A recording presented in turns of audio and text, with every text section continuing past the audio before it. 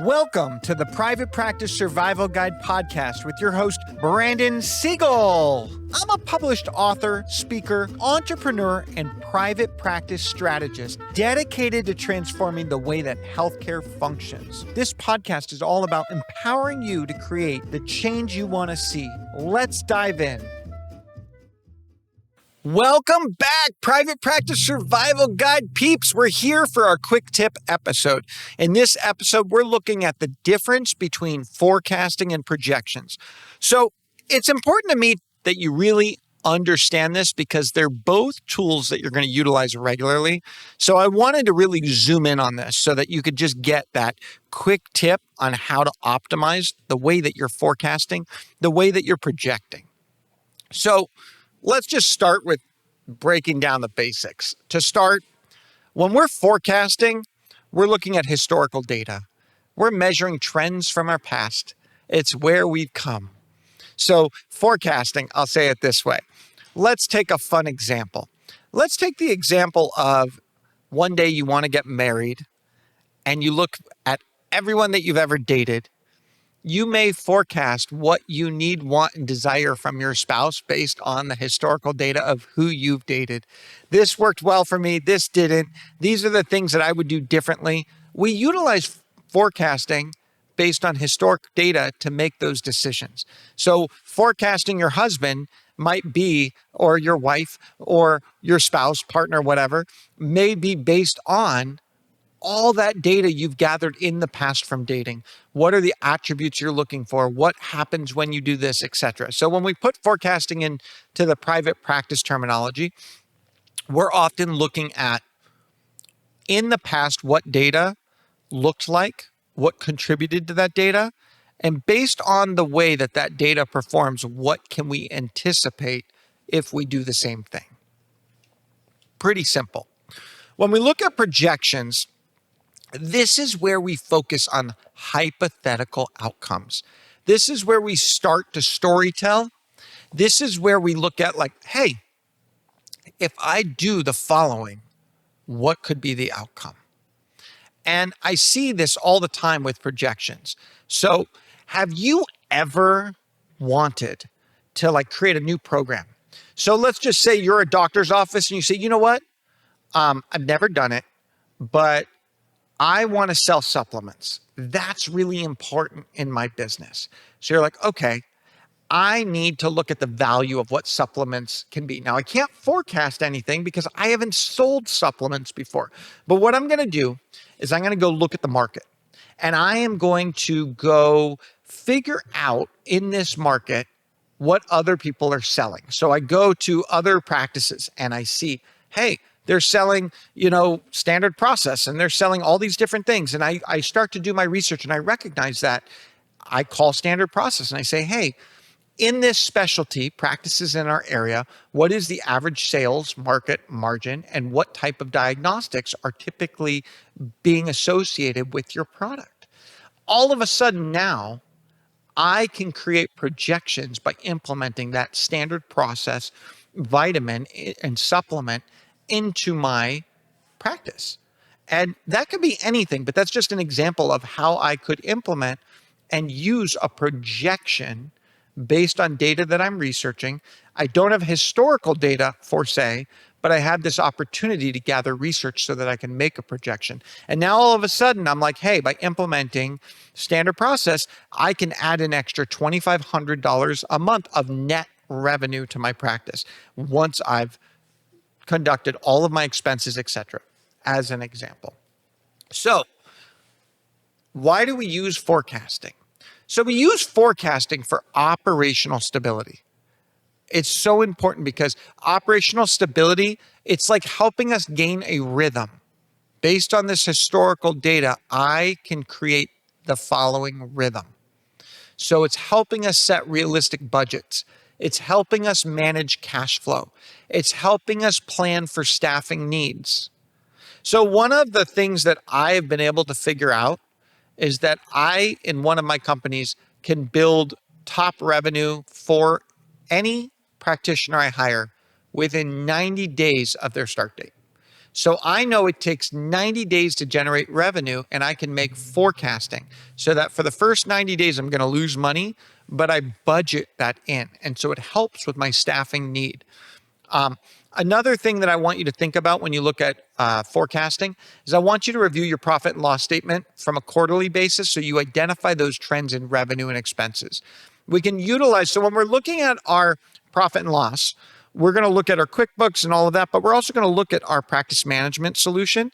And together, when we combine all of the accrual-based value versus cash-based value, we're able to look at those different things. So if your practice were to historically see a 10% drop in appointments in January, you're able to forecast lower revenue and adjust your variable cost like supplies and temporary staff.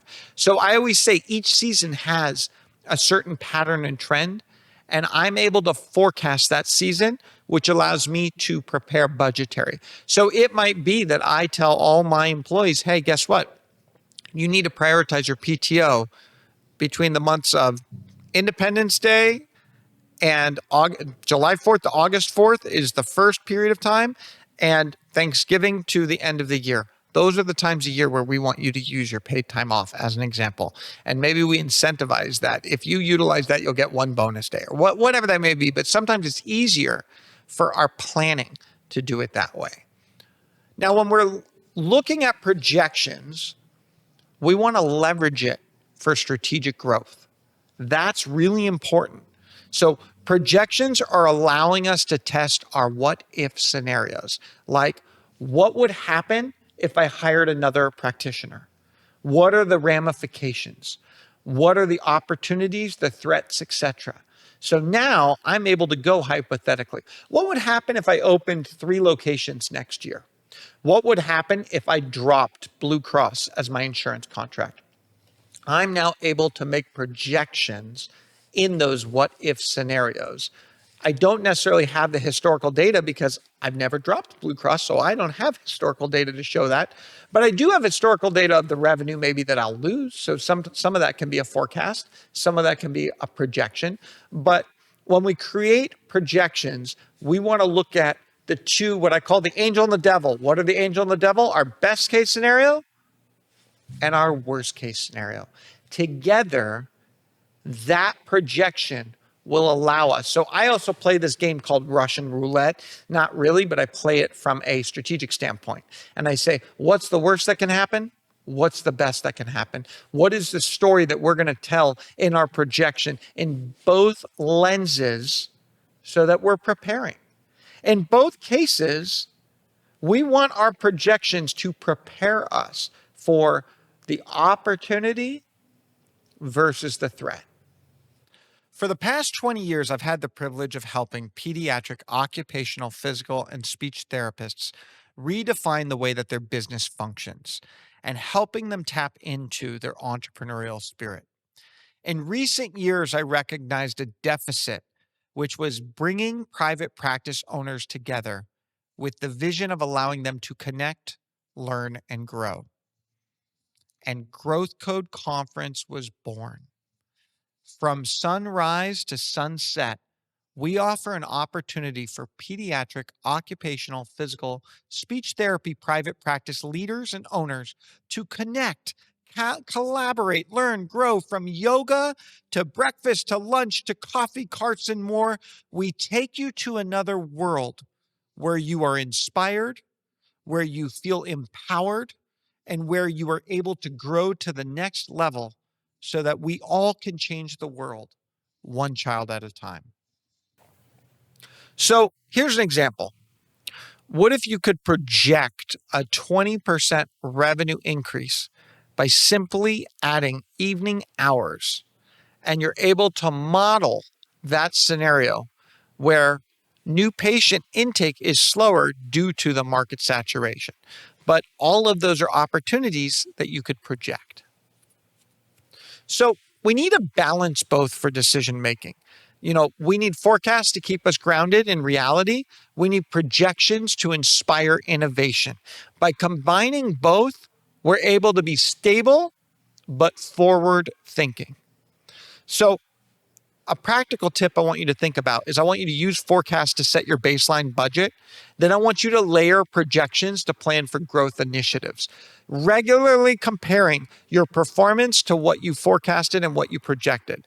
And so if I were to forecast steady revenue based on current patient trends, but project higher earnings based on implementing a new marketing roadmap, I would be able to not only forecast, but project the changes that my business could have the opportunity of attaining.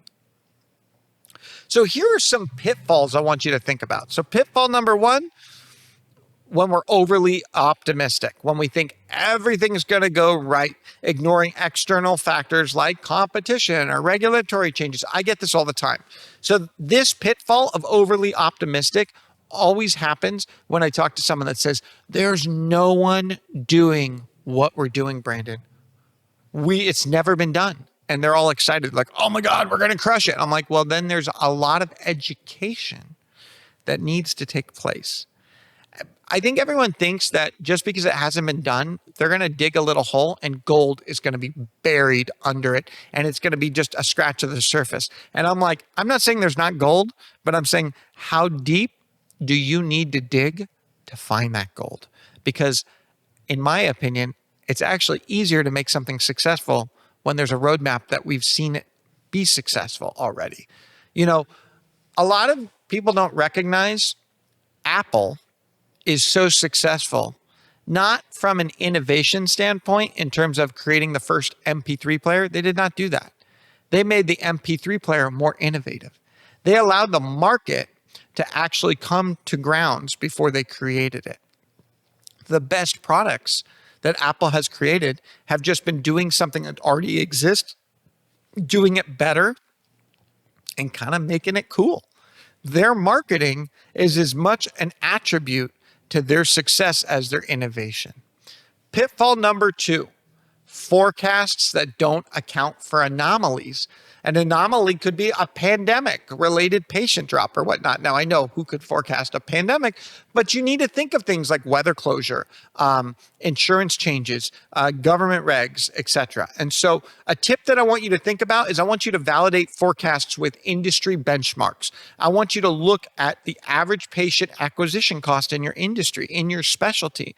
Use a stress test projection with external variables like economic downturns. So I get asked right now, 2025, I get asked, what do you think about cash pay? Private pay. I'm like, it's great to diversify, but I believe there's going to be a continued economic downturn. That's just my personal thing. So I'll be honest with you. I would double down on insurance right now. I do think accessibility and being able to make those margins work is going to be easier depending on scale. So that's the other thing. If you're a one-man band or a one-woman band or a one-person band, okay, go do your private pay. But if you have 16 full-time practitioners with families, we need to create sustainability and stability. And that's where I would look at like, hey, let's not run away from what's working, what's proven, what is a commodity right now, because I do think spending will look different in the future. So, key takeaway. In your private practice, I want you to utilize your forecasting to maintain financial health. But I want you to utilize your projections to fuel your ambition. I want the future of your practice. That prefrontal cortex is a projection action. That fight or flight is a forecast. Regularly update both with real-time data from your EMR, your financial statements, and don't forget, stay agile, stay competitive, and recognize that the battle is not with those around you, the battle is within yourself. So, did you know in 2024, a Deloitte survey found that 65% of private practices using accurate forecasting over projections improve their financial planning accuracy by 20%, leading to better resource allocation. It was their grounding force. And in the words of Alan Kay, a computer scientist and pioneer, the best way to predict the future is to invent it. Thank you for tuning into this quick tip episode. Don't forget to like us, subscribe, and share us with your friends. Together we can thrive, not just survive. Thank you for tuning in to the Private Practice Survival Guide podcast. I'm incredibly grateful to each and every one of you. Exciting news. We're now available everywhere, from Spotify to Apple Podcasts to YouTube or anywhere you like to listen to your podcasts. So watch, listen, and reach out. If you love this episode, please drop a 5-star review. It truly means the world to me. Are you looking for more ways to elevate your practice? If so, now is your chance. Reach out, go to my website, or email me at brandon@wellnessworksmp.com. And remember, it's not just about surviving, it's about thriving.